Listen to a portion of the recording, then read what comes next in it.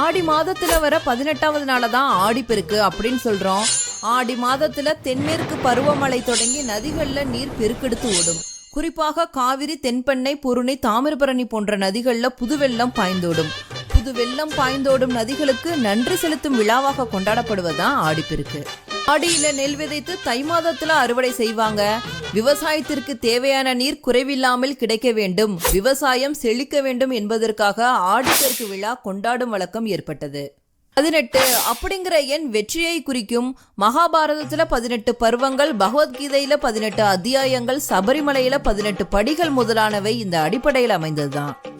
ஆடிப்பெருக்கு நாள்ல என்ன செய்தாலும் அது பல மடங்காக பெருகும் அப்படிங்கிற நம்பிக்கை இருக்கு.